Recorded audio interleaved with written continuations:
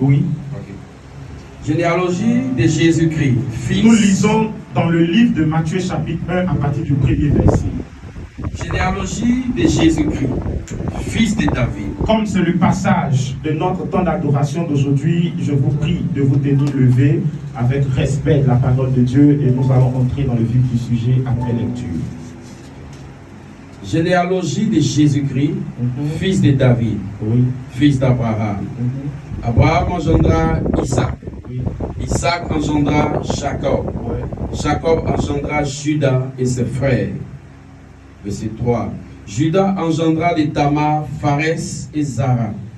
Pharès engendra Esrom. Esrom engendra Aram. Aram engendra Aminadab. Aminadab engendra Nasson. Nasson engendra Salmon. Salmon engendra Boaz de Rahab. Boaz engendra Obed de Ruth. Verset 6. Obed engendra Isaïe. Isaïe engendra David. Le roi David engendra Salomon de la femme d'Uri. Salomon engendra Roboam. Roboam engendra Abia. Abia engendra Asa. Asa engendra Josaphat. Josaphat engendra Joram. Joram engendra Ozias. Verset 9. Ozias engendra Joadam. Joadam engendra Akaz. Akaz engendra Ézéchias. Ézéchias engendra Manassé. Manassé engendra Amon. Amon engendra Josias. Josias engendra Jéconias et ses frères au temps de la déportation à Babylone. Après la déportation à Babylone, Jéconia engendra Salatiel. Salatiel engendra Zorobabel. Zorobabel engendra Abiud. Abiud engendra Eliakim. Eliakim engendra Azor. Azor engendra Zadok. Zadok engendra Achim. Achim engendra Élud. Élud engendra Éléazar. Éléazar engendra Mata. Mata engendra Jacob. Jacob engendra l'époux, Joseph, l'époux de Marie, de laquelle est né Jésus, qui est appelé le Christ. Verset 17. Verset 17. Il y a donc en tout 14 générations depuis Abraham jusqu'à David. 14 générations depuis David jusqu'à la déportation à Babylone. Et 14 générations depuis la déportation à Babylone jusqu'au Christ. Amen. Amen. Veuillez acclamer la parole de Dieu et de Dieu.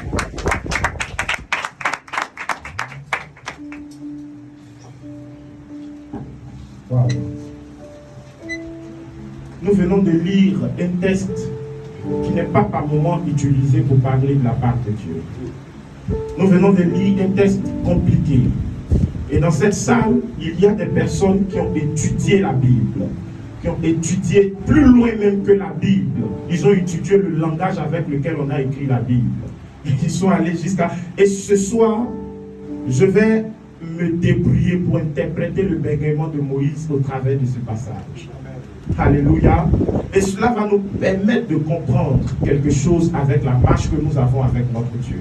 Mon objectif, c'est de créer dans cette salle, à partir de ce passage, une personne très révoltée sur elle-même qui cherche à rattraper ou encore à rectifier le tir. Alléluia. Nous venons de lire un passage très bizarre. Mais je commence déjà avec la chose qui interpelle, déjà dans le premier verset de ce passage. Quand nous ouvrons le livre de Matthieu et retenons que Matthieu est le premier personnage que Dieu va utiliser quand il décide de reparler à nouveau le langage des hommes. Le problème, c'est que Dieu parle un langage et le langage que Dieu parle est différent du langage que les hommes parlent sur la terre. Du coup, quand Dieu est en train de parler, les hommes ne peuvent pas comprendre le langage de Dieu. Et tous nos prédicateurs nous ont dit que Dieu a parlé jusqu'à arriver un moment, il s'est tu à partir d'un certain temps. Et quand il s'est tu, il a gardé plus de 400 années, c'est ça, avant de recommencer à parler. Or, je sais que dans le Nouveau Testament, il nous a dit que Dieu parle tantôt d'une manière, tantôt d'une autre. Et c'est l'eau qui n'y prend point garde. Alors, j'ai la question que je vous pose. Est-ce que Dieu s'est tu?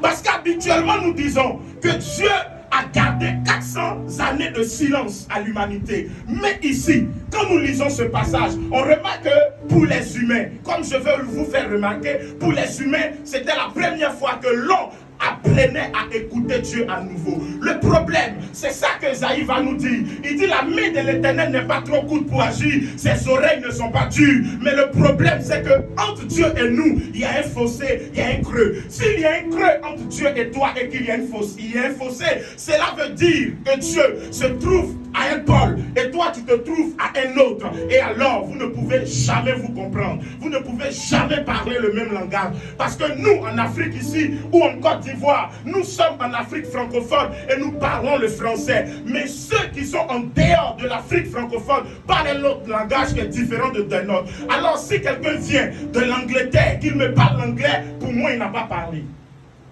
Parce que je ne comprends pas l'anglais. Est-ce que vous comprenez? Donc, est-ce que Dieu s'était tué? Dieu ne se tait pas. Parce que c'est un Dieu qui parle. Si nous résumons que Dieu s'est tué pendant ce temps, nous sommes en train de dire que Dieu était à l'image des dieux morts ou des dieux qui ont des bouches et qui ne parlent pas. Or, notre Dieu, il a une bouche et il parle. Le problème, c'est nous. À qui il parle? Parce que je suis en train de parler en ce moment. Il n'y a que les gens âgés qui pourront me comprendre et qui sauront que je suis en train de dire quelque chose. Sinon, les enfants ne pourront pas savoir que je suis en train de parler. Alors le problème, c'était notre âge et la position qu'on occupait quand Dieu parlait quotidiennement. Voilà pourquoi il a fallu que le Christ vienne pour nous permettre de pouvoir être attentionnés à ce que Dieu dit là-haut. Pour qu'à partir de là, on réalise que Dieu a recommencé à parler. Non, Dieu parlait. C'est nous qui n'entendons pas. À cause de notre position. J'ai une histoire que je vais vous montrer. Mais avant de vous conter cette histoire, quand nous lisons Matthieu, qui vient de commencer à parler, le premier texte que Dieu va utiliser pour montrer à la terre qu'il est en train de parler, Matthieu ouvre les Écritures. Il ouvre la bouche pour parler et il crie généalogie de qui? Reprenez le premier verset. Généalogie de Jésus-Christ qui? Fils de David. Regardez la chose qui va déranger mon entendement. La Bible nous dit que lui parle et il dit qui? Généalogie de Jésus. Le mot généalogie veut dire quoi? On parle de tes origines, de ta descendance. On parle de ton histoire, de d'où tu viens, n'est-ce pas? Et on me fait savoir que Jésus-Christ, généalogie de Jésus-Christ, et on dit qu'il est fils de qui? D'Abraham. Le problème, c'est que entre Abraham et puis David, or ici on dit quoi? Fils de David. Et après fils de David, on dit fils d'Abraham. Entre Abraham et David, qui était vieux? Si Abraham était vieux, pourquoi il ne nous dit pas généalogie de Jésus-Christ, fils d'Abraham, fils de David? Est-ce que vous comprenez quelque chose avec moi? Normalement, Matthieu c'est qui? Matthieu est un homme intellectuel qui a vécu avant l'arrivée de Christ et qui interprétait le langage des gens. Matthieu était un homme sage, il était un cadre dans la société. S'il était cadre, alors il parlait bien, alors il savait ce qu'il disait, alors il était conscient de ce qu'il faisait. Mais là, quand il a s'agit des choses de Dieu, il dit généalogie de Jésus. Donc il veut donner l'historique de la naissance de Jésus. Il veut nous dire d'où vient ce Jésus de qui on parle tant. Et le truc, c'est qu'il a d'abord marché avec Jésus. Il n'a pas commencé à écrire quand Jésus était né et qu'il était bébé. Non, il a d'abord marché avec Jésus. Donc, il a entendu parler de la naissance de Jésus. Il a entendu parler de la jeunesse de Jésus. Il a vu l'enfance, il a vu la jeunesse et il a vu la fin de Jésus. C'est après que Jésus soit parti qu'il décide d'écrire. Et c'est en ce moment il va nous dire la généalogie du fils de David.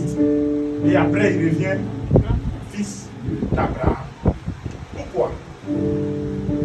C'est là où j'introduis notre thème qui dit Alpha et Oméga. Jésus-Christ, Alpha et Oméga. Ça paraît simple et bizarre. Mais pour ceux qui ont étudié l'hébreu et le grec, ils savent que le mot alpha, c'est juste pour dire la lettre A en français. N'est-ce pas? Et si nous disons la lettre A en français, alors nous sommes en train de dire la lettre du commencement. N'est-ce pas? Si nous sommes dans le langage de l'alphabet, nous sommes en train de parler de la lettre du commencement. Alors pourquoi Matthieu ne commence pas là où il faut commencer? Parce qu'il aurait dû nous dire fils d'Abraham. Et alors, fils de David. C'est clair que Jésus est sorti d'Abraham ou encore de David. Mais avant de sortir de David, David lui-même, il est sorti d'Abraham. Bien-aimés, nous sommes dans un monde où il y a tellement de cacophonie, tellement de mélange, tellement de choses qui sont inversées. Et qu'est-ce qui a inversé notre monde? Et là, le premier langage qui s'exprime, le premier message qui sort sur la terre, quand Dieu commence à faire entendre sa voix sur la terre et que les hommes commencent à écouter, il nous montre que ce monde dans lequel nous sommes sera un monde renversé. Un monde dans lequel les choses ne seront pas justes. Un monde dans lequel les choses ne vont pas s'accomplir comme nous pensons, comme nous l'avons prévu, comme nous l'avons programmé. Alors, tu t'es dit quelque chose. Moi, je suis né. J'ai vu que les gens se sont mariés à 20 ans. Alors, je vais aller à l'école. J'aurai mon diplôme à 25 ans. À 30 ans, je me marie. À 32 ans, je fais mes enfants. Et tu as fait ce calcul. Mais, souviens-toi, Matthieu chapitre 1, généalogie de Jésus. On cite le grand-père. Sinon, on cite le fils avant de citer le grand-père. Parce qu'Abraham, sinon David n'est pas sorti.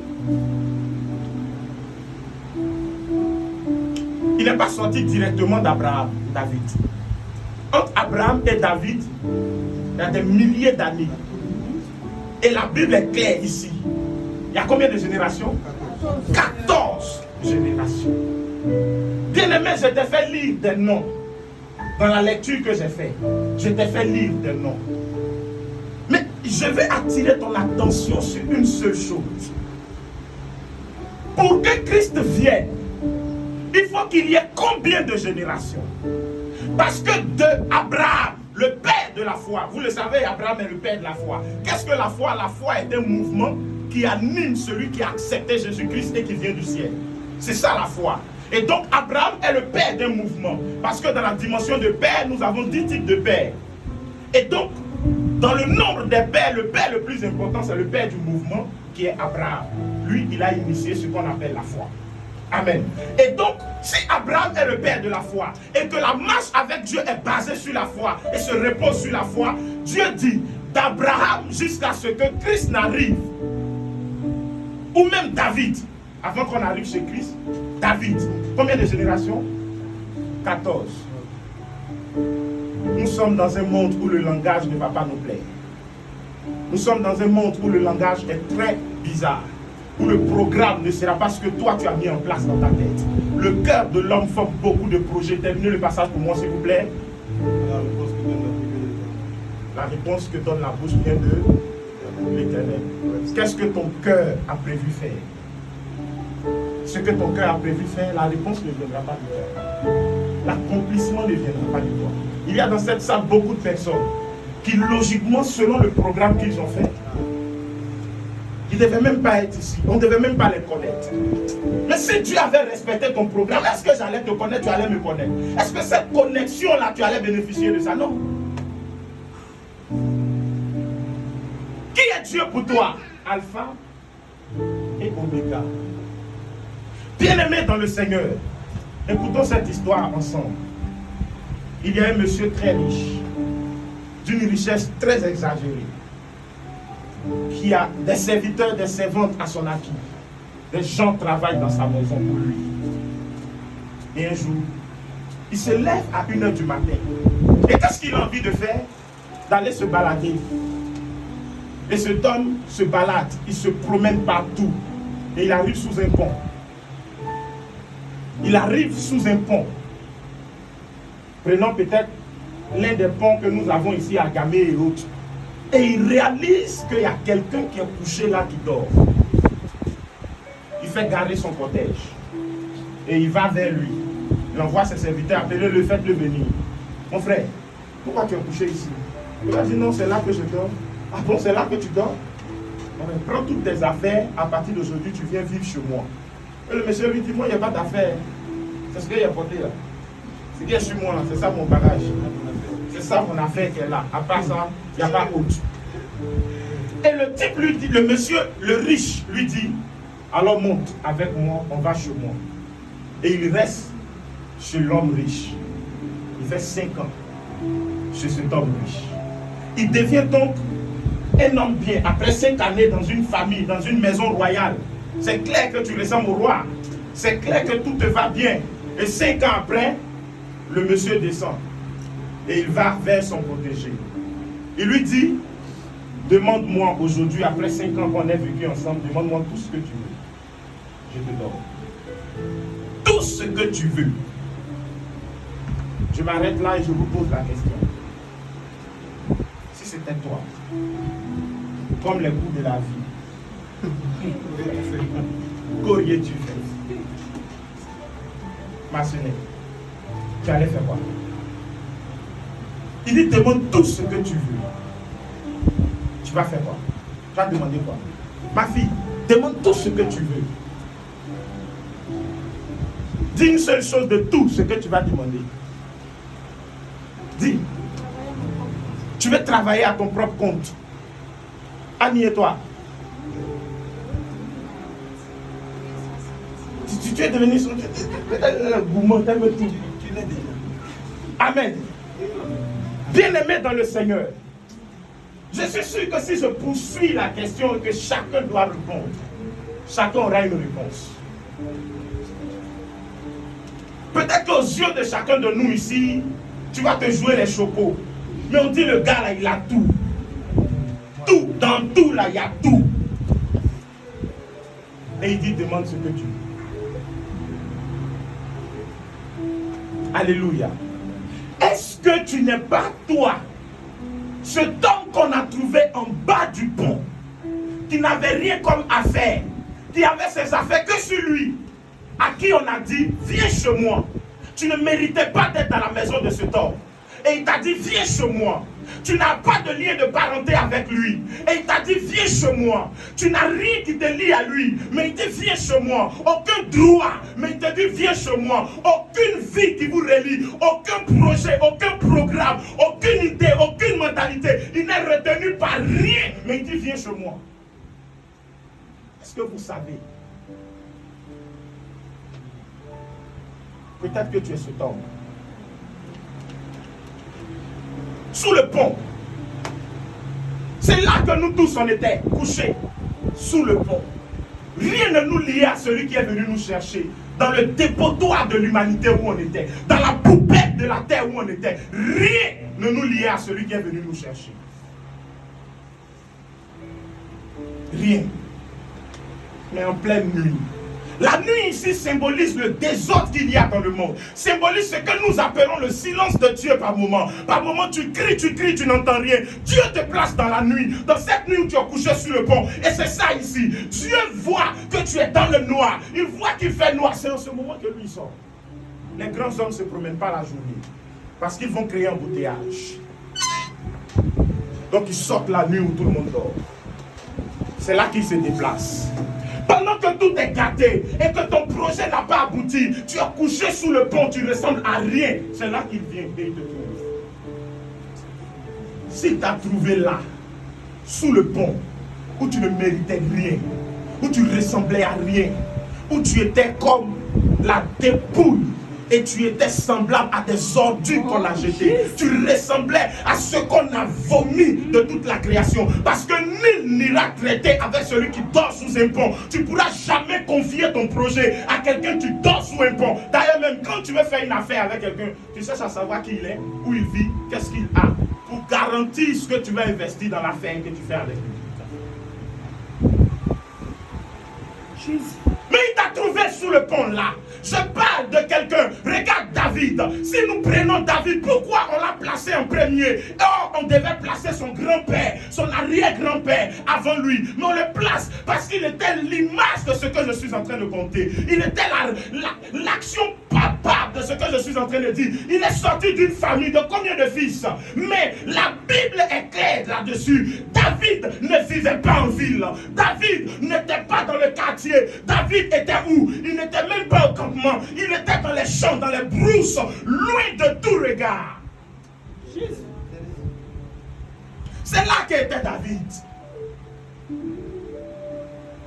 Alors il commence l'histoire de l'humanité pour nous dire où il allait nous trouver. Ne pense pas que là où tu es, ce que tu as aujourd'hui, ce n'est pas un droit ou pas un mérite. Il n'y a aucun droit et aucun mérite. Je répète, aucun droit et aucun mérite. Puisque David, qui est qu'il est sorti d'une famille, mais il est sorti d'une famille qu'il avait rejetée. Parce que la loi disait que quand tu es le dernier enfant, c'est toi qui dois aller laver assiette. C'est toi qui dois aller surveiller les moutons, les bœufs. Chez nous ici, nos mamans, ce n'est pas les dernières filles, on les apprend à laver assiette. Quand on mange, il faut débarrasser. Ah, toujours c'est moi qui débarrasse, on répond comment? C'est toi la plus petite. Mais c'est toi qui dois faire. Chez les juifs, c'est comme ça. Tu es petite femme comme garçon, c'est toi qui as surveillé les moutons. Parce que les moutons et les bœufs sont leur richesse. Donc dès que tu es le dernier, ta destinée est liée aux moutons. Et tu parles le langage des moutons. C'est ça que David parlait. Comme Dieu savait ce qu'il venait faire dans l'humanité, il savait que de David rien, il allait passer à David roi.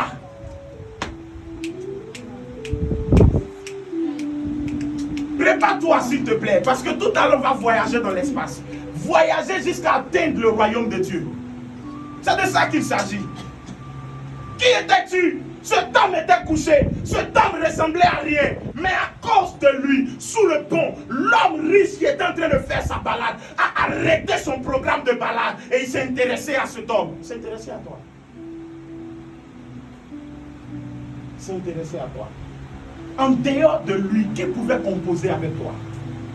Là où tu étais couché. En dehors de lui, qui pouvait traiter avec toi? Là où tu étais couché. En dehors de lui, qui pouvait accepter de prendre le risque d'investir en toi? Qui?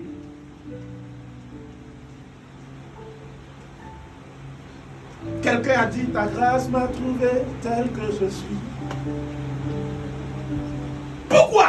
Parce qu'en réalité, sous le pont, personne ne peut composer avec moi. D'abord même, un homme, pour qu'on puisse le regarder et lui donner de l'importance, c'est quelqu'un qui au moins, il a le sens de la responsabilité. La première source ou encore preuve de responsabilité, c'est qu'au moins il se loue une cabane. Quelque chose qui l'engage à débourser de l'argent chaque mois. Là, il sait que le mois arrive, il doit payer, il doit aller courir pour le faire. La deuxième chose, c'est qu'il soit marié. Mais bien aimé dans le Seigneur, il dort sous pont. Sous pont. Et alors, le gars fait exprès de te prendre là. Quand il te prenait, quel contrat vous avez rédigé? Quand il le prenait là, est-ce qu'il a rédigé un principe avec lui? Est-ce qu'il a rédigé un contrat? Rien du tout. Il dit viens. Si tu dors sous pont et que tu étais braqueur, tu étais voleur, lui il s'en fout. Il dit viens. Pendant que les hommes étaient en train de regarder, tout le monde passait là en journée, il voyait le monsieur. Tout ça, personne ne s'intéressait à lui. Personne ne pouvait penser entreprendre avec lui. Personne. Mais Christ a regardé. Oh, je viens de te donner le nom de cet homme riche. Je viens de te donner le nom de cet homme riche. Cet homme qui a tout, qui possède tout. Pourquoi j'ai utilisé ce passage? Je l'ai utilisé pour te dire qu'en réalité, rien n'a commencé sans Dieu. Rien. Rien n'a commencé sans lui. Tout ce qui a un commencement est forcément obligé de commencer par Dieu. J'imagine les 5 années de vie de cette personne. C'est pour ça, quand aujourd'hui nous lisons le premier texte du Nouveau Testament, qui est l'alliance qui nous garantit notre marche avec le Seigneur et qui nous donne d'arriver où nous allons. Avant ça, la première alliance, la Bible a commencé par au commencement Dieu. Tout a commencé par lui. Rien n'a commencé en dehors de lui. Rien. Mais le problème, pourquoi on a l'impression que Dieu a gardé silence? C'est parce qu'arrivé un moment, la peur, comme nous disait notre message passé, la peur a fait que nous avons coupé entre Dieu et nous l'avons laissé loin de nous pour commencer à parler nous-mêmes notre langage. À partir de ce moment, pour nous, Dieu ne parle plus. Tu t'entends avec moi. Tu écoutes mon langage. Et en fonction de mon langage, tu vis. Le jour où tu changes, c'est que quelqu'un d'autre t'a parlé. C'est clair. Et c'est le langage de quelqu'un d'autre qui a commencé à résonner dans ta tête. Ça fait que tu ne reconnais plus ma voix, tu vas te cacher. Ta femme fera ça avec toi. Ton fils fera ça avec toi. Ton mari fera ça avec toi. C'est le principe de la vie. Dès que tu t'es habitué à m'écouter, tu t'es habitué à écouter quelqu'un, à traiter avec la personne, et que tu n'es plus à mesure de faire, c'est qu'il y a quelque chose d'autre qui t'intéresse en dehors de ce qui te propose. On a dit à ce temps, tu te donnes. Tout, je te donne. Bien aimé, c'est un gros piège. Et les gens se basent sur Matthieu chapitre 7, le verset 7. Demandez, l'on vous donnera.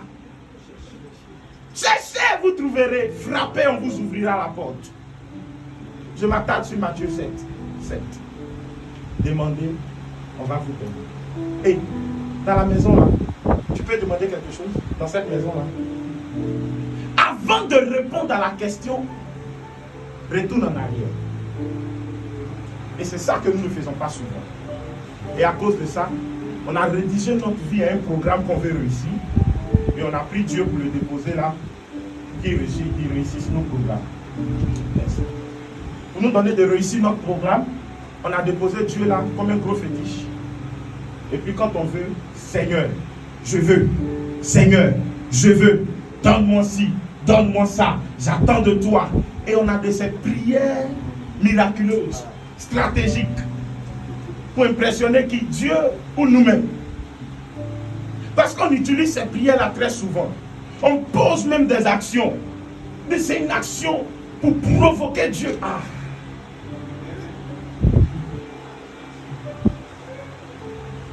Et nos interprètes, malheureusement, nous poussent à continuer dedans. Pendant que la maison dans laquelle on est, il n'y a pas un contrat qui nous lie à cette maison. David était au champ. Vous êtes sûr que David peut demander quelque chose? Quand on l'a fait venir jusqu'au palais, il peut demander quelque chose? Bien-aimé dans le Seigneur. Les généalogies ou encore les générations se succèdent. Les gens vivent. Ils finissent, ils s'en vont. Ils ont fini leur temps. Et chacun passe dans la maison de ce roi. Quand il te pose la question, tu veux quoi? Dès que tu réponds, je veux tant, il te donne. Quand il te donne, tu vas où? Tu vas rester là encore? Tu ne restes plus là. Tu pars. Et alors quand tu pars, tu n'as plus part à l'héritage de là. Tu as pris ce que tu voulais. Il va encore dans le monde. En bas du pont. Il prend encore quelqu'un et il revient. Et il laisse 5 ans encore. Et il demande à la personne. Qui sera cette personne qui va réussir? Voilà, 14 générations sont passées. Eux tous, ils ont exigé leurs droits. Comme toutes nos belles filles ou nos sœurs de la ville. Un homme vient vers elle. Ma chérie, tu es belle. Tu m'intéresses. Je te veux. On va faire chemin ensemble. Je ne parle pas des plaisantins qui viennent s'amuser. Je parle des sérieux. La fille dit ok. Avant, quand on était plus jeune là, c'était je vais réfléchir. Mais ça n'existe plus. Hein. Parce qu'on a déjà réfléchi et puis on se connaît. Donc dès que tu parles ça net, on s'en va avec en même temps. Et elle te dit, Yafo, on est ensemble. On veut changer les WhatsApp, les images. Maintenant on ne parle plus beaucoup. Parce que tu sais déjà, et puis on est là. Maintenant ce qu'elle va faire, elle va te demander. Donne-moi ci, donne-moi ça. Donne-moi ci, donne-moi ça. Est-ce que ce n'est pas ce que l'épouse ou encore la proposée, la fiancée du roi Jésus est en train de faire? Où on te drague net. Et parce que le gars t'a dit, ma chérie, tu me plais, automatiquement, il est dans l'obligation de s'occuper de toi, de te donner ce que tu veux, d'être à ton entière disposition. Toi, tu as ça, tu dis tu m'aimes, tu m'appelles même pas, et puis tu dis tu m'aimes. À ça, tu dis tu m'aimes, tu m'écris même pas, tu me fais même pas tu me fais même pas sortir. Ce sont des revendications. Est-ce que tu mérites ça? Oh Seigneur, je suis chrétienne, j'ai besoin de toi parce que je suis ton enfant. Je veux ce voyage, je veux ce voyage, je veux. Tu méritais? Tu étais sous le pont. Oh Éternel, ce projet ne doit pas m'échapper parce que je vais te payer la dîme. Donc à cause de la dîme, Seigneur, tu payes ta dîme, tu n'as rien fait. Parce que la dîme là, c'est un principe normal. Tu habites dans ma maison, tu dois balayer de temps en temps. Tu dois essuyer les dents parce que tu es chez moi. Donc, bien-aimé, j'attire ton attention. 14 générations. Chaque jour, le roi a demandé, tu veux quoi? Tu veux quoi? Ils ont tous répondu, ils sont passés. Et on dit, d'Abraham à David, il y a eu 14 générations. Des gens qui ont échoué, qui n'ont pas laissé leur empreinte. Remarquez tous les noms que nous avons cités. Pour certains, c'est la première fois d'entendre ces noms-là. Aujourd'hui, quand il lisait, j'ai entendu qu'il a dit Sadok. Ah! C'est quel nom ça là? C'est la première fois que plusieurs ont entendu les noms qui ont été cités. Bien aimé, dans l'histoire, on garde le nom de celui qui a marqué sa génération, celui qui a marqué son histoire. Si on ne cite plus le nom de ces personnes, c'est parce qu'ils n'ont pas réussi. Car le monde garde dans la mémoire et dans la conscience pour nous permettre de continuer la marche ceux qui ont réussi la marche. Est-ce que ta génération va parler de toi? Est-ce que ton époque aujourd'hui parlera de toi? Qu'est-ce qu'on va retenir de toi? On va te voir comme une Benoît, elle était belle. Elle était dans ma vie, elle était belle. En tout cas, quand tu la regardes, elle est jolie. C'est tout ce qu'on va retenir de toi. Mais elle ne sait pas laver assiette. Elle ne sait pas laver habit. Elle vient chez toi-même. Elle fait rien. Et puis elle s'en va. Il y a des jeunes qui veulent se marier. Mais les femmes, quand elles arrivent chez toi, elles vont tourner dans ta maison. Il n'y a rien à manger. Tu ne sais pas. Quand je finis de manger, bon, je m'en vais. Il y a mon transport là-bas. Que Dieu te pardonne. C'est ce que nous faisons au Seigneur. En fait, je dis juste les choses de la rue pour qu'on se comprenne. Sinon, je parle de la parole de Dieu. C'est ça notre vie avec le Seigneur. Parce que le Seigneur nous a dit, car Dieu a tellement aimé le monde qu'il a donné. Donc parce qu'il t'aime, il est obligé de faire tout ce que tu veux. Quand tu dois être un adorateur. Si moi j'étais à la place de ce type qu'on a pris dans la rue, et c'est ce que je veux essayer de faire de ma vie, je ne dois rien à Dieu, rien à mon maître, rien au roi qui m'a récupéré dans la rue. Bien aimé, regarde, écoutez d'où je viens. Aujourd'hui, certaines personnes me regardent, mais je vous dis que j'ai dormi pendant 5 années sur le sol. Carton, c'est là que je dormais, dans une maison inachevée à Gagnoa. J'ai fait 5 années. Je ramassais les cartons chez un boutiquier chaque soir pour aller les déchirer, les taler pour dormir dessus. Le jour où j'ai eu l'argent pour payer ma natte d'une place, non. C'était une grande joie pour moi. Et j'étais pressé que la nuit arrive pour que je parte me coucher sur ma natte parce que j'avais trop dormi sur le carton. Bien aimé, c'est de là que je viens. C'est de ce trou-là que je viens. Et dans la société, je ne savais rien faire. Dans la vie, je n'avais rien pour parler devant mes amis. Parce que les autres avec qui je marchais étaient fils de corps habillés, étaient fils de gens bien, étaient fils de directeurs, de présidents de telle association, telle organisation. Moi, j'étais fils de qui? Zéro. D'ailleurs, quand j'ai dit oui au Seigneur, il m'a dit, si ce n'est pas catholique, toi et moi, je ne sais pas ce qu'on fait ensemble. C'est ce qui m'a amené dans la rue. Bien aimé, j'étais dans cette vie. Quand lui commençait à me dire, prends, écris. Et j'écrivais. Et puis je gardais. Et il me montrait des choses. Et puis j'écrivais. Je gardais. Si ce n'est pas son nom associé à mon nom, imagine celui qui dormait là-bas, sous le pont. Quand il sera dehors et qu'on dira non, il habite chez le roi tant. Qu'est-ce que les autres vont penser de lui tout de suite? Ça dit, le roi a collé son nom sur cet individu. Et c'est ça le fait d'être chrétien. C'est parce que Christ a collé son nom de roi comme une étiquette sur toi. Donc ce nom-là fait que dans la société, tu ressembles à quelqu'un. Sinon, en réalité, tu... En fait, je l'ai dit. Tu es dans le bois avec moi. Il y a pas une possibilité de rectifier le tir. Parce qu'on dit de David, c'est ça, non? À Jésus, il y a encore eu 14 générations de personnes qui n'ont pas laissé leur nom dans l'histoire. Et parmi eux, on prend certaines têtes. Donc, de la première génération, 14, on a retenu le nom de David. N'est-ce pas? On a retenu d'abord le nom d'Abraham. Et après le nom d'Abraham, on a retenu le nom de David dans la dernière génération. Donc voici deux personnes. Abraham, la foi, et David, le roi qui a instauré le combat, la lutte pour réussir. La vie sacrificielle. Voilà ce que lui a instauré. Donc dans 14 générations, en tout ça fait combien? 28 générations. Et dans les 28 générations, on ne garde que 2 personnes. C'est là que Christ arrive. Et quand Christ arrive, il cherche dans la création. Qui sera la génération que lui veut laisser? Des gens qui sont dépouillés de tout. Des gens qui ne pensent pas à eux. Des gens qui ne s'attardent pas sur le manque qu'il y a dans leur vie. Des gens qui ne disent pas non, j'ai marché avec Dieu. J'ai entendu beaucoup de personnes dire ça. J'ai marché avec Dieu, j'ai prié, je n'ai rien vu. Hier, il y a une fille qui me disait ça sur Facebook. Voyez votre affaire de Dieu. Je l'invitais à l'adoration et sa réponse c'était: ma maman est prophétesse. C'est moi-même, je chante, je fais l'organisation à l'église. Je suis habitué à faire les 7 jours de jeûne, les 14 jours de jeûne. Mais actuellement, il n'était pas là. Si elle te dit ce que je fais dans la vie, tu vas voir honte. Toi-même, tu seras découragé. J'ai dit, ah bon, elle dit oui. Tu fais quoi? Elle est ici servante chez quelqu'un. Regarde comment ça fait honte. J'ai dit, waouh.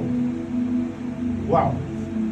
Si tu savais le trésor d'être servante, que d'autres poursuivent, prient pour sa gêne pour être servante. Si tu savais.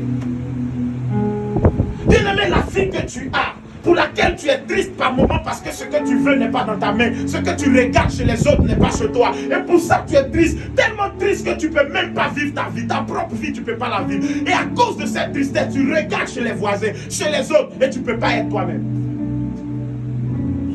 Des gens pleurent pour être ce que tu es. Des gens pleurent pour être ce que toi tu es. Ta vie est tellement meilleure, est tellement un trésor. Pourquoi? Parce que tu habites chez le roi. Si tu es chez le roi, si toi tu dors chez le roi, même si tu n'as pas mangé aujourd'hui, le roi a reçu des gens. C'est pour ça que tu ne manges pas avec lui au même moment qu'il mange. Et les gens qu'il a reçus sont en train de manger. Toi tu te plains que tu as faim. Ils ne vont pas finir. Parce que la table du roi est toujours gardée. Tu mangeras. Mais le problème, c'est que tu penses que tu es tellement méprisé, abandonné. Dieu te regarde, il t'appelle trésor divin. Regarde Gédéon, il pensait qu'il était dernier. Il pensait que sa vie n'avait pas réussi. Il pensait qu'il était un échec total. Il pensait qu'il était l'expression d'un échec total. Il pensait ça. L'expérience d'une vie ratée. Voilà ce qu'il pensait. Mais quand on s'approche de lui, on dit vaillant héros. Je ne sais pas comment Dieu t'appelle. Mais je suis triste de savoir qu'il te pose la question, qu'est-ce que tu veux, et tu réponds. Je dirais à ta place, je ne mérite rien pour être là. En réalité, si tu veux les richesses d'un homme, si tu veux le cœur d'un homme, si tu veux la vie d'un homme, ne te presse pas à lui demander quelque chose. Parce que dès que tu lui demandes, il te pèse en même temps en fonction de ce que tu demandes. Je commence à marcher avec toi, tu m'appelles et tu me dis, oh, je m'excuse, mais quelle que soit la stratégie que tu vas utiliser, quand je réalise que tu es en train de demander, je t'ai pesé par là. Je peux peut-être te donner ce que tu demandes, mais je ne peux plus traiter avec toi des choses importantes. Parce que j'ai vu qui tu es. Et quand nous commençons notre chrétienté à vouloir réussir notre vie en nous appuyant sur Dieu, Dieu nous pèse et il voit qui ne peut pas nous confier les grandes choses. Qui tu es devant ton Dieu? Cet homme était couché sous un pont. Il y a encore l'opportunité que Jésus nous tend de rentrer dans l'histoire et d'être d'une génération qui ne joue pas, d'être une génération qui ne tombe pas. Il faut que notre génération parle de toi, pas avec ton nom que tes parents t'ont donné, mais avec le nom d'un adorateur, le nom du roi qui t'a récupéré, pas avec le nom de la rue, mais le nom de celui qui a compris le langage de celui qui l'a retiré du monde. Je ne t'ai rien. Je t'ai dépouillé de tout. Je t'ai vidé de tout. Paul entrait dans un village et il a levé à l'entrée du village les regards et il a vu que sur une pancarte, il était inscrit à un Dieu étranger. Dieu est-il étranger? Dans un monde qui lui appartient. Alors Dieu est placé pour toi comme un fétiche, comme un exécutant. Et toi le donneur d'ordre. Seigneur, je fais mon mariage. Il faut que tu me donnes ce mariage. J'en ai besoin de ce mariage. Et tu trouves le français qui te sied. Mais toujours est-il que c'est le mariage que tu veux. Et ta chrétienté est basée sur ce que tu veux. Pendant que tu ne mérites même pas de vivre. Il n'a pas écrit un texte avec toi. Mais il a laissé un testament pour ceux qui sont rentrés dans la mentalité de fils. Ce testament n'appartient pas à tout le monde. C'est pour ça, après 5 ans de vie avec l'individu, il lui dit demande ce que tu veux. Par là, il saura qui est cet individu. Si l'individu est conscient et l'individu est reconnaissant, il lui dira, oh maître, je ne mérite même pas de te parler. Je ne mérite même pas d'ouvrir la bouche devant toi. Si j'ai quelque chose à faire, que tu me donnes l'autorisation et la permission d'ouvrir la bouche, la seule chose c'est merci. Merci pour ces 5 années de vie. Merci d'avoir changé ma condition de vie. Merci d'avoir donné un sens à ma vie. Voici ce qui devait être mon langage pour répondre à celui qui me pose la question. Je ne vais pas lui dire je veux. Il n'y a pas de volonté qui tienne.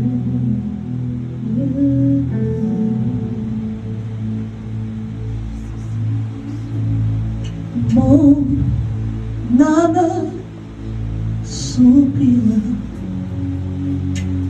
près de toi est mon esprit, en moi te cherche, car toi seul le désir de mon cœur réjoui pour t'adorer.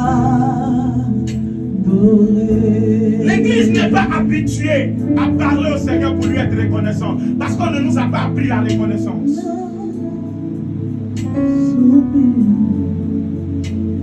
Près toi et moi, Oh, même à ton enfant, oh, moi, quand on lui donne les bonbons ou un biscuit, car toi seul est le désir de mon cœur et je dis que je suis à toi. il est Dieu et il est tout Mon puissant. âme soupire, mon âme soupire, soupire. Dans le démon, s'il vous plaît, Et toi et mon regarde tes mains levées dans sa puissance. Et commence à réaliser. Commence à réaliser. Oh oui, toi seul. Réalise. Chante ce soir avec nous. Nous avons chassé nos Tu es pleurs. le désir de notre cœur et nous voulons te Le début de célébrer. ce mois. Nous voulons t'adorer, nous voulons Aujourd'hui, t'élever. nous voulons t'élever. Ah, Comme des vieillards dans ta oh, présence. mon Maintenant, âme passe par terre. soupire après toi. Mon âme déclare ce soir. Mon âme soupire après toi. Ah, déclare avec nous. Oh, moi, oui, te cherche. Ah, toi seul. Ah, si tu peux te prosterner, prosterne-toi devant moi. De mon cœur et je vis pour t'adorer, pour t'adorer.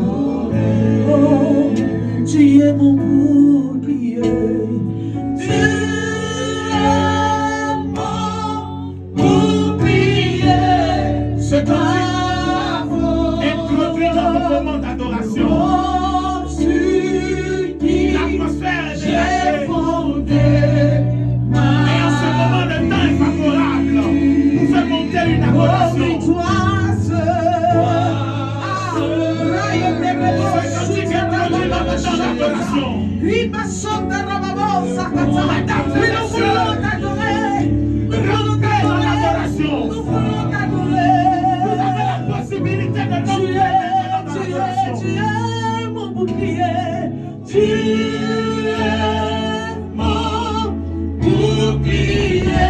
Je vous invite à monter dans la hauteur en te rappelant que tu es lié. Ma vie, Tu ne t'es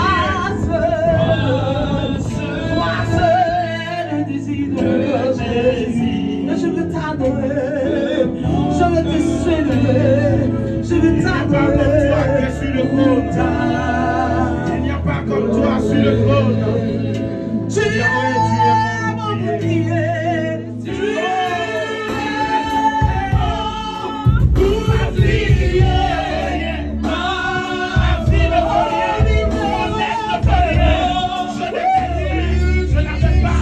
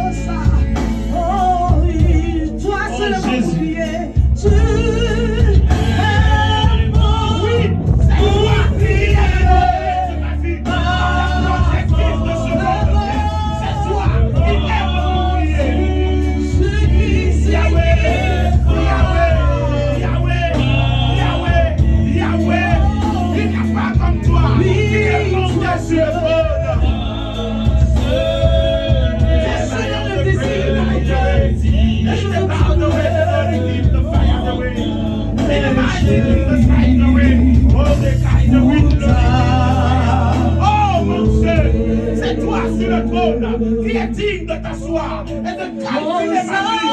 Ce n'est pas moi, Seigneur. Béni soit le roi. Oui, chante avec nous ce soir. Béni soit le rocher de mon sang.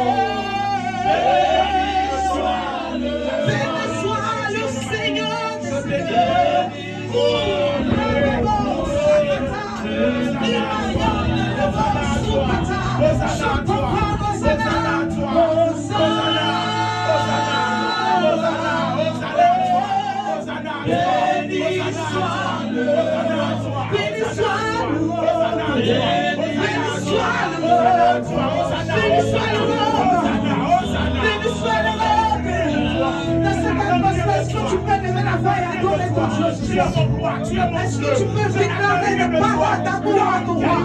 Est-ce que tu peux déclarer des paroles de louange et des paroles d'adoration à notre Dieu? Le roi qui a eu compassion de moi. Les maillons de rebauche. Oh Seigneur, béni soit le roi.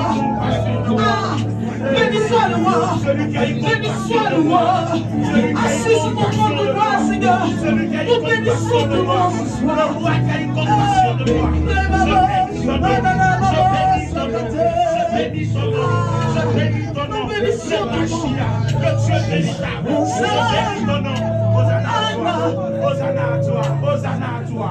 Béni soit le roi. Hosanna.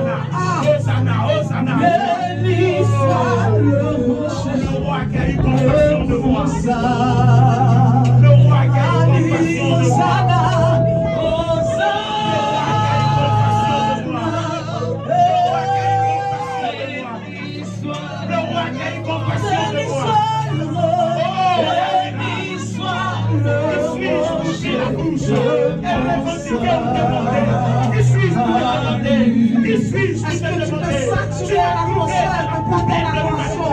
Je ne suis pas Est-ce que tu peux saturer ce temps de par ton adoration? Est-ce que tu peux parler en langue ce soir? Est-ce que tu peux parler en esprit ce soir? Monte ton esprit, monte ton esprit, monte ton esprit. de qui tu as eu compassion. Je ne suis pas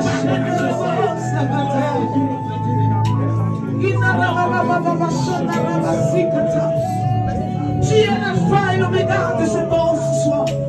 Et nous voulons déclarer que tu es le Yahweh de notre vie. Nous voulons déclarer que tu es le Yahweh de notre vie. Tu es le Yahweh de notre vie. Toi qui mérites la gloire. Toi le roi qui a eu compassion de moi. Qui était dans le dépotoir de l'humanité. Toi de qui tu as eu compassion. Je ne suis pas ton associé. Je suis ton protégé. Je ne suis pas ton associé. Je suis ton esclave. Je ne suis pas ton associé. Je suis quelqu'un de qui tu as eu compassion. Quelqu'un de qui tu as eu compassion. Qui ne mérite rien. Alors je n'attends rien de toi. Je n'attends rien de toi. Je te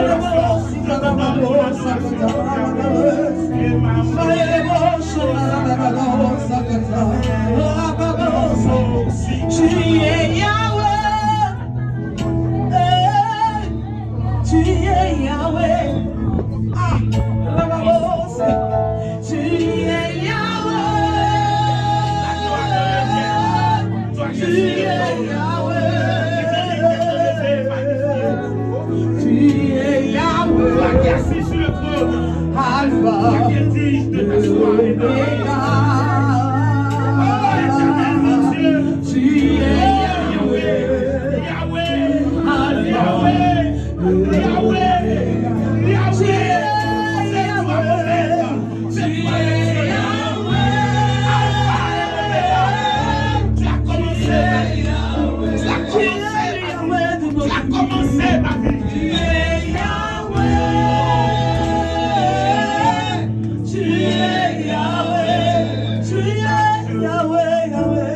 tu es Yahweh,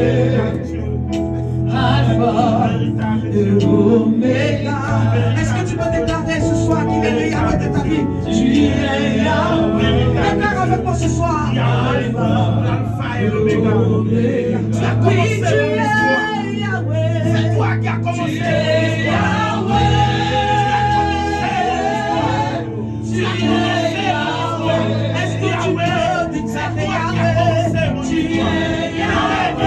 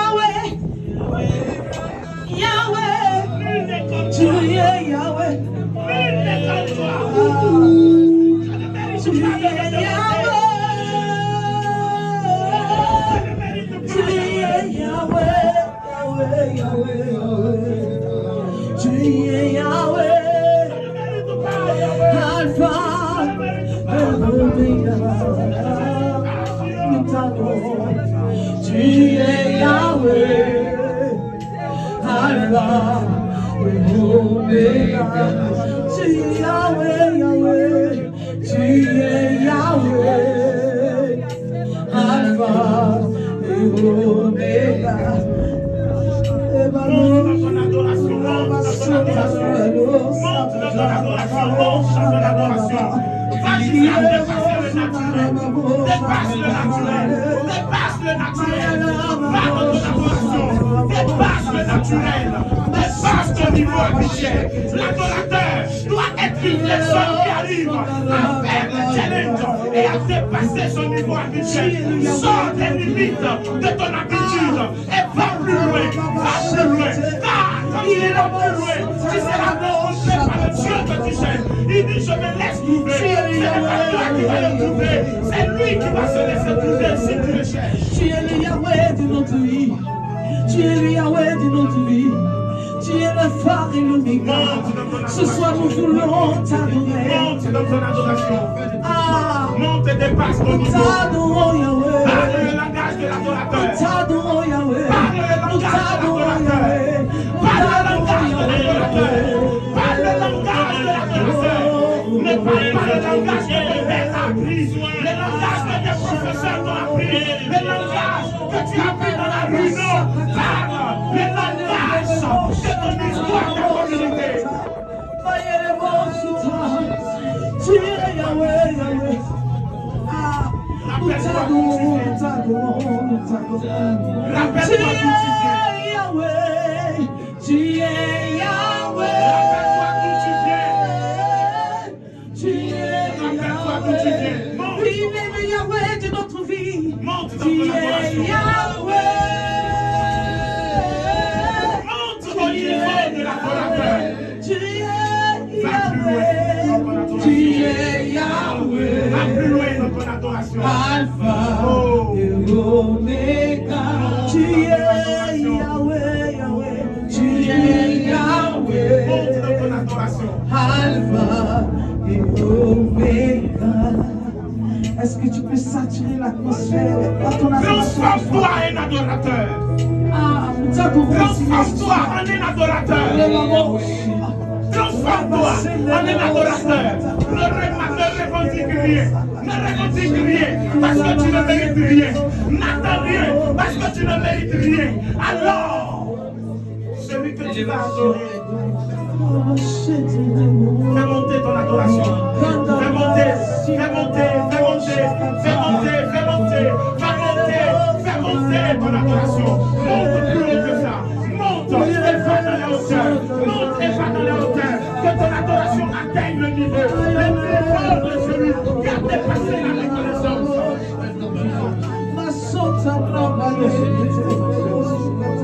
Tu es le Yahweh de notre vie. Tu es le Yahweh de notre vie.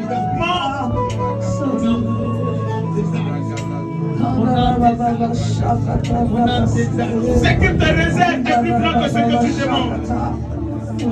Ce qu'il te réserve est plus grand que ce que tu demandes. Alors laisse ce que tu demandes. Ne regarde pas ce qui manque en ce moment. Car tout appartient à l'alliance qu'il y a entre toi et le riche qui t'a appelé chez lui. Monte dans ton adoration. Monte dans ton adoration. Est-ce que tu peux parler ce soir du roi? Monte dans ton Est-ce que tu adoration. peux soupirer à la table du roi de moi ce soir? Est-ce que tu peux monter dans ton adoration? Il y a des gens avec qui tu es né, qui ne vivent pas en ce moment. Il y a des gens avec qui tu es né, qui sont déjà morts. Mais toi, tu es là, bien vivant. Il y a des gens avec qui tu as commencé la course de la vie, qui ne sont plus de ce monde. Mais tu es là, toi. Tu es là. Commence à célébrer la vie. Commence à célébrer la vie. Commence à célébrer la vie. Commence à célébrer la vie. Commence à célébrer. C'est un argument pour nous parler. Ce soir mon âme t'adore. Ce soir mon âme te célèbre. Ce soir mon âme te glorifie. Reçois, reçois, reçois. Fais monter ton adoration. Parle le langage de celui qui est reconnaissant pour l'enlever. Avec moi. Tu sais qui je suis. Tu sais qui je suis. Tu sais qui je suis. Tu l'as trop dit inutilement.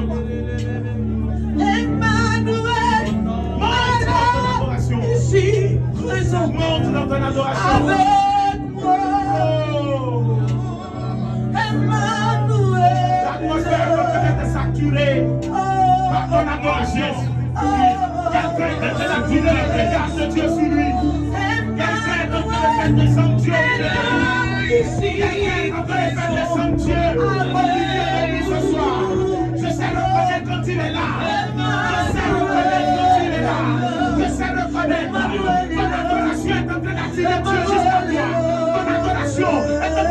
de Dieu jusqu'à toi.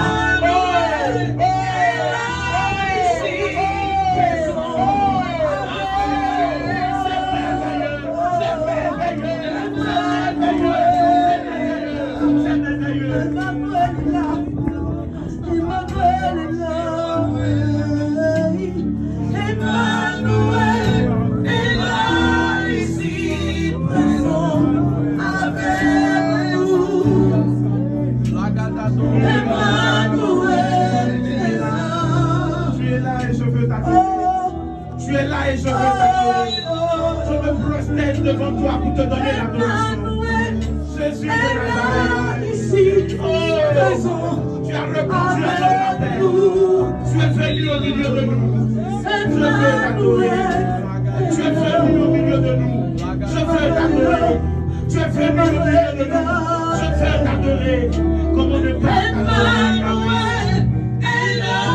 Ici, présent, avec nous. Emmanuel, the bread of life. Emmanuel,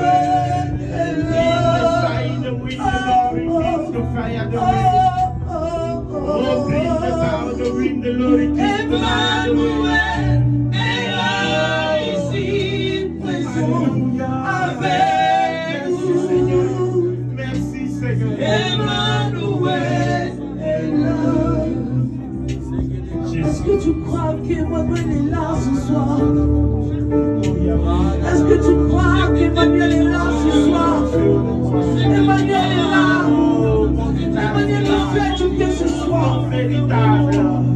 Mon âme est heureuse. Mon âme est heureuse de ta présence. Mon âme est heureuse de ta présence. Mon âme est heureuse de ta présence. J'ai soif de toi.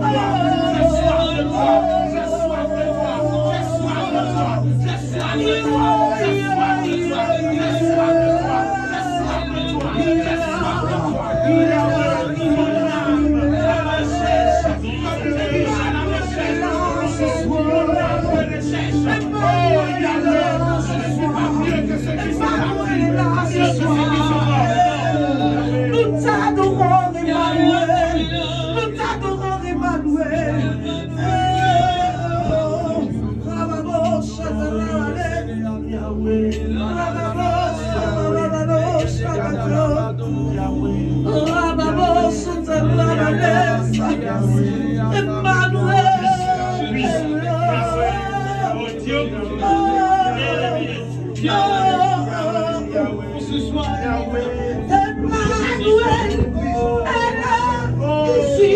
Quelle présence de Dieu. Quelle présence de Dieu. Merci Seigneur. Merci. C'est là où il peut te parler. C'est là où il peut te donner une parole. C'est là où il peut se révéler à toi. C'est là où il peut te répondre. C'est là où il peut répondre à ta question. Il peut répondre à ta préoccupation. C'est la façon de vivre dans sa présence. C'est là où il peut te révéler. Il peut te révéler la voie de ta destinée.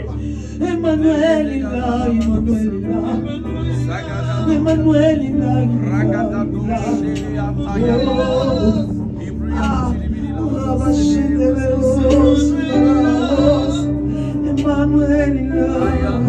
Emmanuel est là. Rabbi. Emmanuel est là. Emmanuel est là.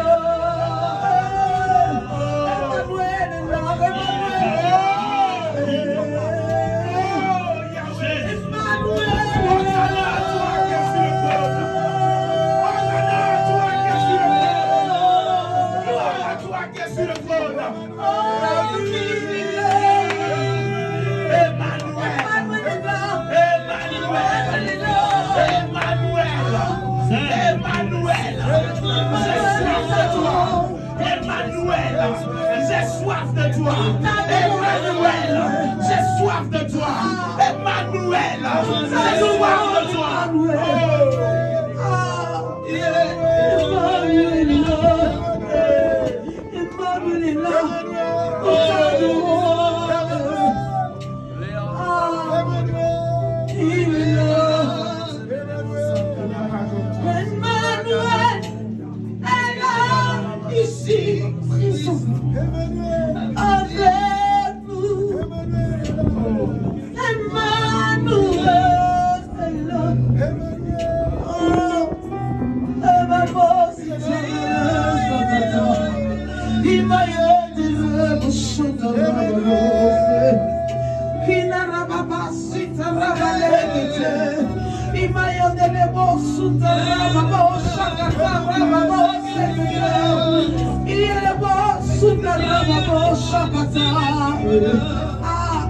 Il est là, il est là, il est là, il est là.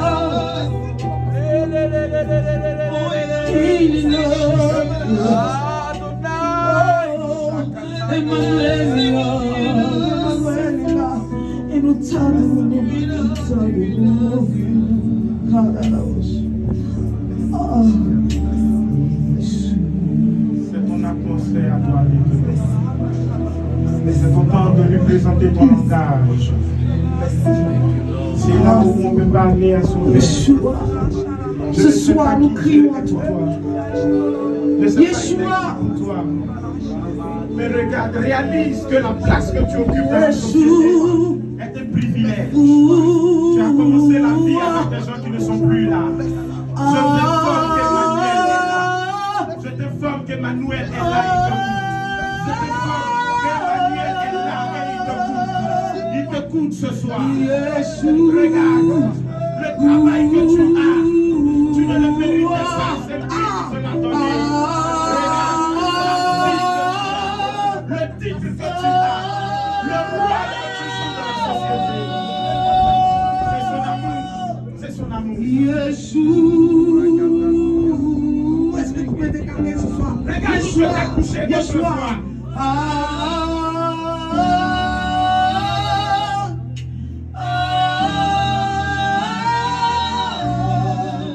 Tu étais dans la rue. Yeshua, Yeshua, Yeshua,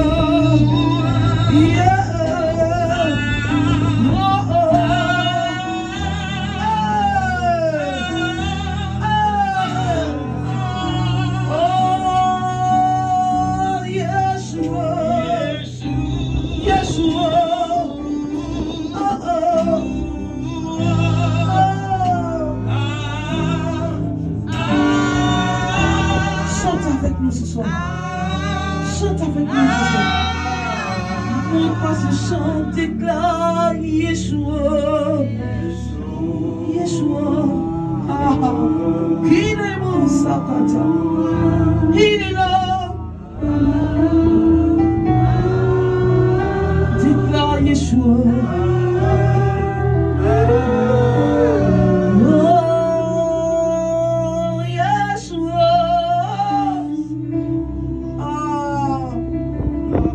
Bien de dire Yeshua. Je fais bien de déclarer Yeshua. Appelle-le ce soir. Appelle-le dans ta vie ce soir. Yeshua.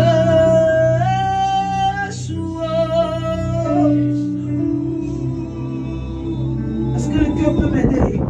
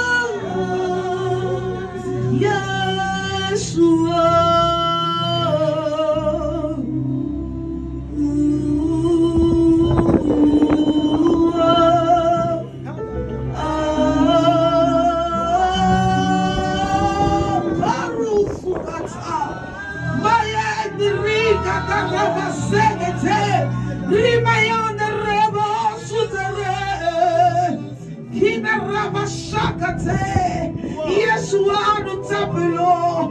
Akiribu sunda rava shekete. Rava ondiri kisakata. Masundiri fosokoto rava shekete. Makauru musunda rava kete. Rabashakata, Makonduru Sukata, Kanderabosakata, Rababosukatagade, Imasota Rabasukata, Makata Rabasukate, Imasota Rabashakate, Mayele Bosukata, Mayele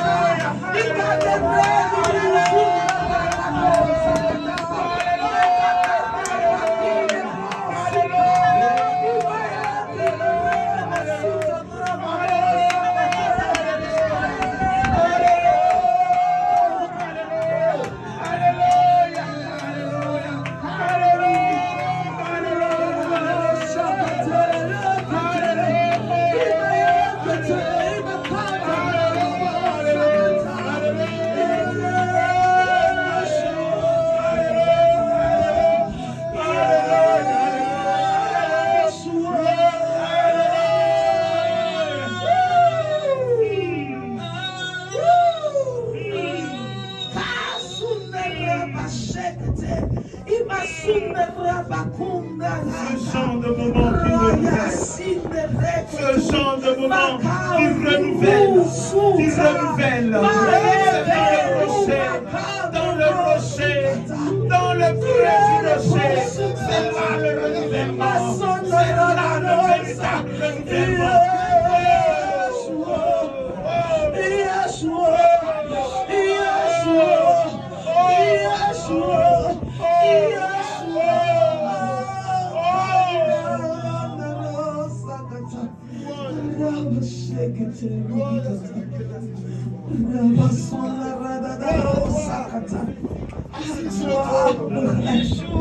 À toi la gloire, à toi la magnificence, à toi la gloire, à toi la magnificence, Yeshua.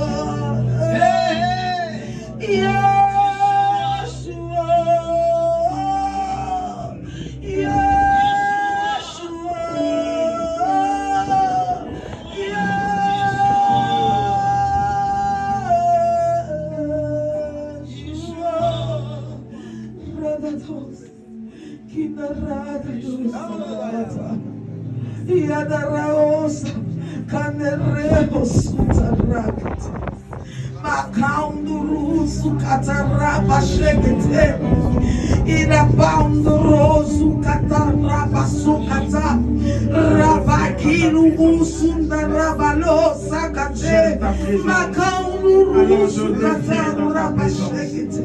Je reviens dans ta présence. Kindorukutusukane, Rabasheke Lima Nurokota, Ramasika Onelebo Saka, Kuruba Onele Sakata, Imaya Kanuro Sutaremo D'où Saka, viens-tu? D'où tu as été tiré? Imaya D'où viens-tu? Louange à toi. D'où viens-tu? Gloire à toi, sagesse. Gloire sur le ciel. Gloire à toi, sagesse. C'est une distraction de pensée qui vient dans ta vie. Force à toi. À toi le règne, la puissance, à toi la gloire. Louange à toi. Gloire. Louange à toi. Gloire. Louange à toi. Gloire. Louange à toi. Gloire. Reçois ce Gloire. Gloire. Reçois ce cantique Gloire. que nul ne peut parler. Gloire. Gloire. Mon âme a soif de toi. L'expression de mon amour. Oh. Louange à toi. Oh. Je t'aime, ô éternel, ma force. Je suis parce que tu es. Et tu es, je suis. Louange à toi. Louange à toi. Louange à toi. Louange à toi. Louange à toi. Adoration. Puissance à toi. L'honneur. La Dans ce cas, Mon esprit, comment te la L'action de Dieu.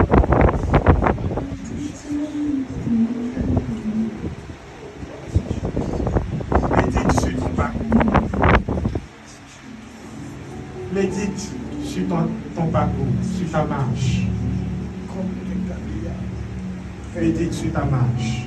Je lavé ma robe. Je l'ai blanchi dans le sang. Maintenant, tu libères devant Dieu. Père, tu déclares. Personne ne peut monter dans la présence de ce Dieu. Personne. Seul celui à qui il permet de venir. Et la condition, c'est d'avoir le cœur pur et les mains. Et tu as plus soin de purifier ton cœur. Tu as plus soin de te désengager de tout ce que tes mains ont pu contracter qui te disqualifient.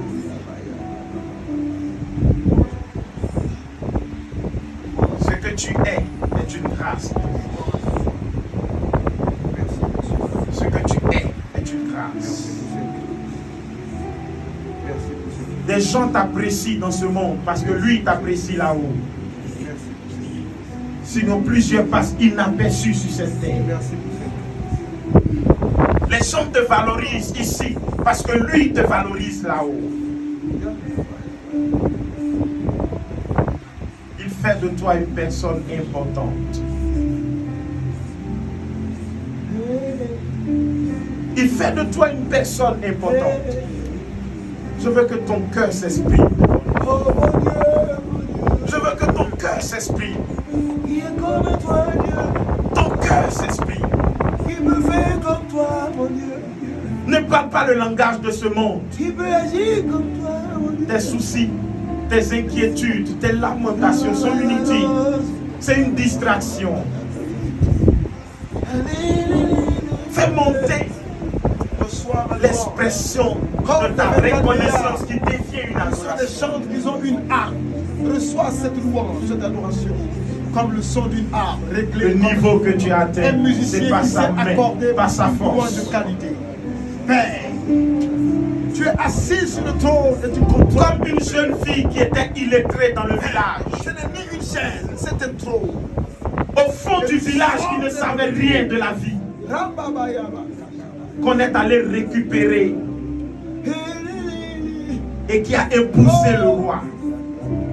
Qui obligatoirement devient dans ce foyer la reine, la personne à qui on donne de la considération à cause de son approche avec le roi.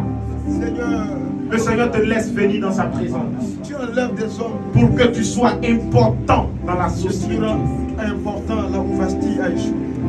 Tu me rends important. Tu es comme cette épouse, Tu me rends important. cette femme qu'on allait tirer loin, Tu me rends important. loin dans le village, Tu me rends important. qu'on est venu donner au roi. Tiens, Moi, l'homme sans saveur. Je suis aujourd'hui. ta vie qui n'avait pas de goût, aujourd'hui tu es appelé le sel de le la sel terre. de la terre. Ta vie qui était si sombre Assaisonné. est devenue la lumière de ce Et tu as monde. fait de moi Et c'est toi qui dois assainir les autres. C'est toi qui dois éclairer les autres. Regarde, si tu échoues, tu seras déporté. Tu es déporté parce que tu as échoué. Et alors, 14 générations après, et vient la déportation en Babylone. La déportation veut dire on t'arrache ton territoire et on fait de toi esclave et tu n'as rien à dire. La vie Moi, est en train de un faire pêcheur de de toi poissons. un esclave, Moi, bien que un Dieu te pêcheur met de dans sa poissons. ligne de conduite. Tu me donnes d'être utile. Moi, un pêcheur de poissons. Moi, un homme qui sert. C'est ça l'adoration, c'est monter et réaliser qui on est dans sa présence. Et alors, on peut dire l'esplendeur de l'action manifestée de ce Dieu. Là où tu vois Dieu comme un artiste qui écrit et qui a sculpté ta vie. J'étais une pièce sans valeur. Tu courais derrière les poissons. Tu m'as dit non. Plus que les poissons. Il a sculpté ta vie. Et il a donné à ta vie d'être un modèle dans l'humanité. C'est toi qui peux dire aux autres, on ne marche pas comme ça. Voici comment on marche. C'est toi qui peux dire aux autres, on ne fait pas ci, voici comment on fait. Et tu peux avoir Ce privilège de dire, j'ai entendu la voix de Dieu et je te dis, Dieu me dit, c'est un privilège.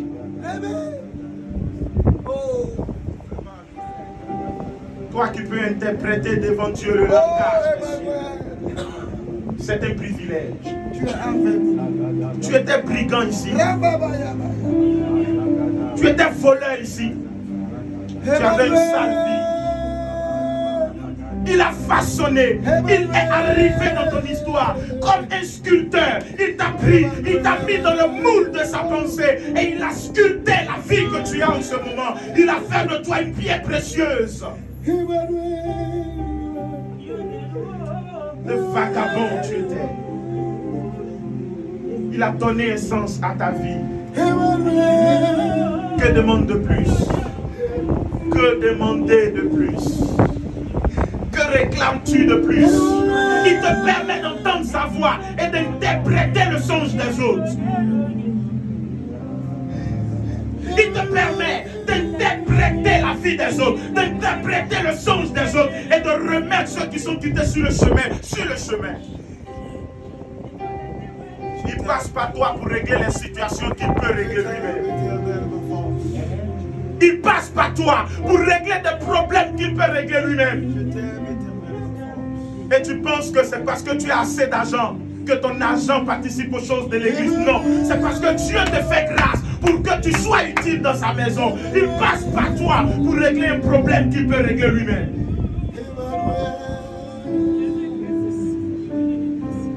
Ma vie est une adoration. Mon être veut être une adoration. Mon âme veut te chercher, car j'ai soif de boire de ta présence. J'ai soif de boire de ta présence et de toucher à ta vie, de goûter à cette vie. La déportation, c'est le fait que je n'ai pas rempli ma part de contrat. Moi que tu allais ramasser dans la poubelle de l'humanité.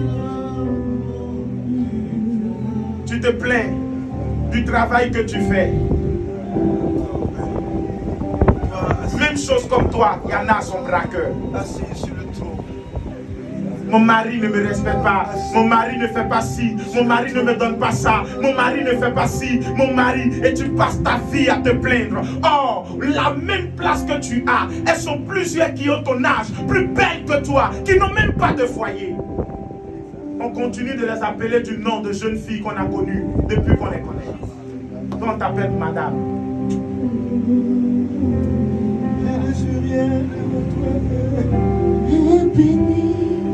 Tu te plains du travail. Non, c'est moi toujours. Et ça ne marche pas. Ce travail ne m'apporte pas ce que je veux. Même chose comme toi.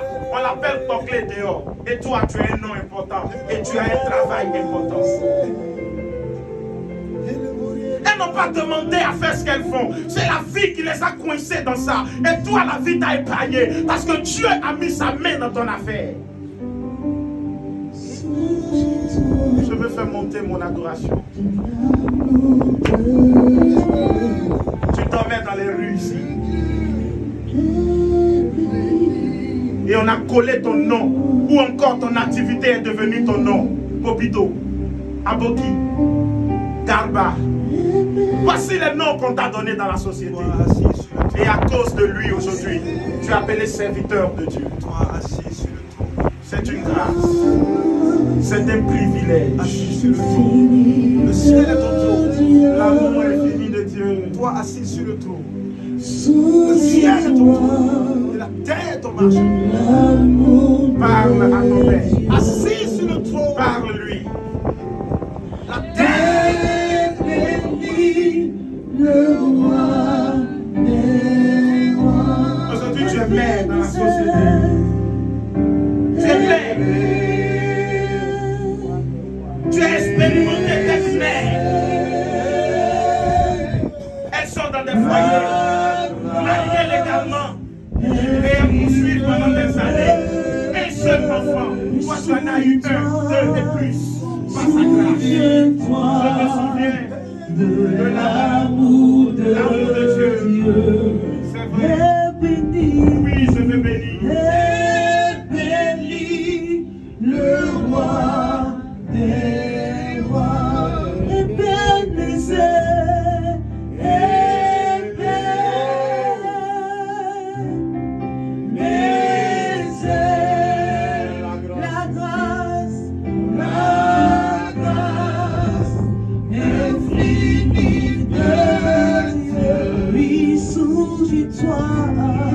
Souviens-toi de l'amour de Dieu.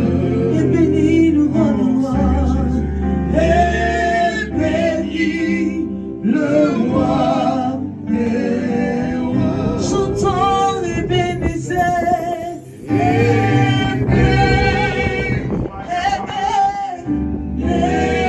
Ebenezer. Grâce infinie de Dieu. La grâce infinie de Dieu. Souviens-toi, souviens-toi de l'amour de Dieu. Et bénis le roi des rois. Et bénis le roi des rois. Déclare Ebenezer.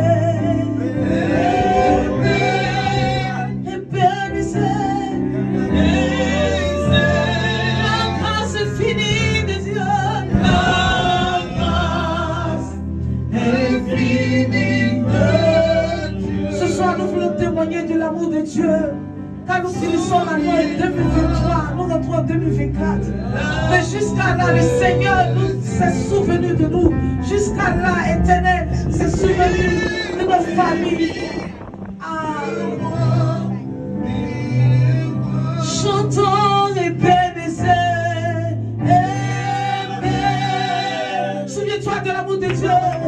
Mais c'est une grâce infinie. La grâce infinie de Dieu. Oui, souviens-toi, souviens-toi de l'amour de Dieu.